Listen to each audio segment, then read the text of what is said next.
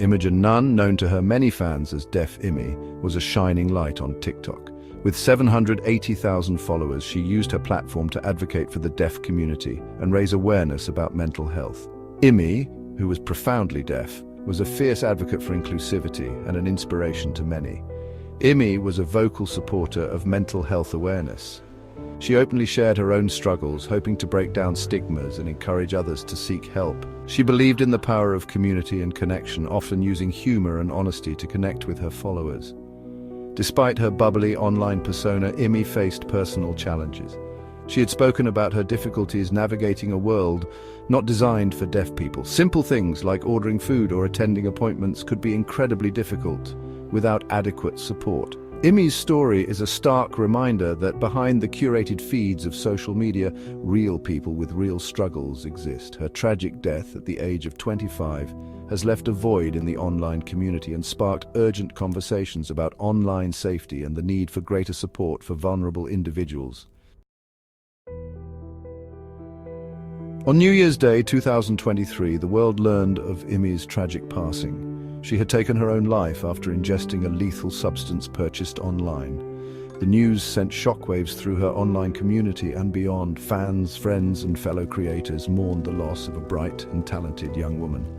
The circumstances surrounding Immy's death soon became the focus of intense scrutiny. It emerged that she had purchased the substance from a Canadian man named Kenneth Law, who ran a website selling suicide kits.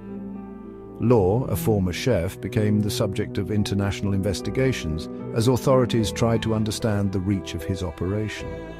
Immy's death brought the issue of online suicide assistance into sharp focus. It raised uncomfortable questions about the role of technology in facilitating harmful behaviors and the ease with which vulnerable individuals could access lethal means online. As the investigation unfolded, it became clear that Immy's case was not an isolated incident. Law was linked to numerous deaths worldwide, with authorities alleging he had supplied suicide kits to individuals in several countries. Kenneth Law, a 57-year-old Canadian, found himself at the center of a global storm following Immy's death. Law, who had no prior criminal record, had been operating his online business from his home in Ontario, Canada. He sold a range of substances, including a chemical compound, commonly used as a food preservative but lethal in high doses. Law maintained that he was simply running a business and that he never directly encouraged anyone to take their own life. He argued that his customers were adults capable of making their own decisions and that he should not be held responsible for their actions. However, investigators painted a different picture. They alleged that Law's website targeted vulnerable individuals using language and imagery that could be seen as encouraging suicide. They also pointed to evidence suggesting Law was aware of the intended use of his products. Law was arrested by Canadian authorities in May 2023 and charged with 2 counts of counseling or aiding suicide. These initial charges were later upgraded to multiple counts of first-degree murder, reflecting the growing number of deaths linked to his operation. In the months following Immy's death, details emerged suggesting there may have been missed opportunities to intervene and potentially prevent the tragedy. A pre-inquest hearing revealed that Immy had been in contact with Sussex police on the day she died. She had spoken to a police constable on the phone expressing her distress. However, the exact nature of the call and the response of the officer remain unclear. A full inquest into Immy's death is expected to examine these interactions in detail. Further revelations added to the concerns about potential missed opportunities. It emerged that Sussex police had visited Immy's flat 2 months before her death. This visit was prompted by concerns raised by Immy's community care worker, who had been informed by Immy about the purchase of a reportable substance. During the visit, Immy denied having purchased any such substance, and the police took no further action.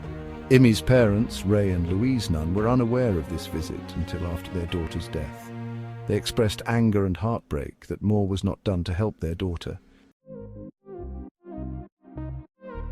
So could Immy's death have been prevented? That's the question on everyone's mind. In hindsight, there were a few warning signs that might have been overlooked. Some subtle hints that, if noticed earlier, could have changed the course of events. It's always easier to connect the dots looking back, but the reality is sometimes these signs just blend into the noise of everyday life. Nevertheless, understanding these signs now can help us prevent such tragedies in the future. In today's digital age, the concept of personal freedom has taken on new dimensions. It's about more than just the right to express oneself. It's about navigating the vast, often unregulated online world. Personal freedom means having the autonomy to make choices, but it also comes with the responsibility to consider the impact of those choices on oneself and others. As we delve deeper into this topic, we must ask ourselves, how do we balance freedom with the need for safety?